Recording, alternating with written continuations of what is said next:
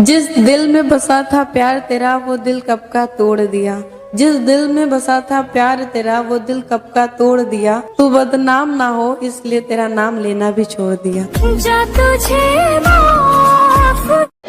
अगर हमारा सिवा केहू के ना चाहतू तो के बहुत प्यार देती कि अगर हमारा सिवा केहू ना चाहतू तो के बहुत प्यार देती। और गलती तोहरे रहे तो छोड़ देली करे जा, गलती ओकर रहे तो जान से मार देती। कभी कितना सतावेला सनहिया हो आगे दहकेला जरेला सारा दहिया हो। ये मोहब्बत के हादसे अक्सर दिल तोड़ दिया करते हैं। ये मोहब्बत के हादसे अक्सर दिल तोड़ दिया करते हैं। तुम मंजिल की बात कर रहे हो, यहाँ लोग रास्ते में साथ छोड़ दिया करते हैं।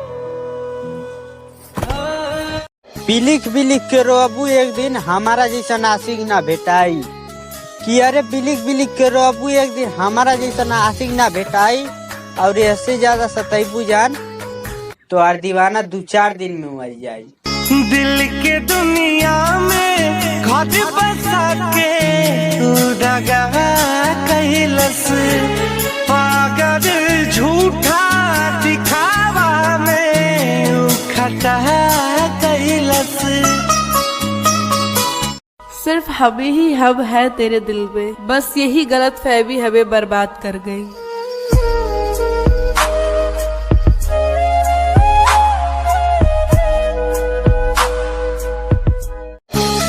बेकार हमारा जिंदगी के कहानी बा, जेकरा हम चाहिए हमार भाई उके और के दीवानी बा।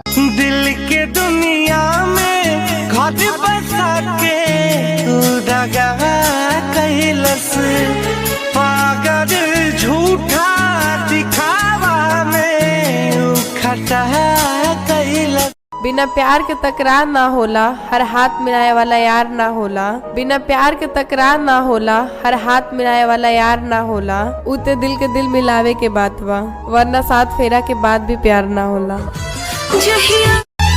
1-2 दिन में मर जाब अब इतना जान सतावे लू। अरे कि 1-2 दिन में मर जाब अब इतना जान सतावे लू। जान के भी अनजान बने लू जब अपन दिमाग लगावे लू। दिल के दर्दिया के दवाइयों ना भेटाता छोने छोने आई हो दादा जाने अब जाता। मजबूर नहीं करेंगे तुम्हें बात करने के लिए, चाहत होती तो दिल तुम्हारा भी करता। हम मोहब्बत के काबिल नहीं थे। ना हाथ काटब अब प्यार में तोहरा, जिंदगियों बर्बाद ना करब।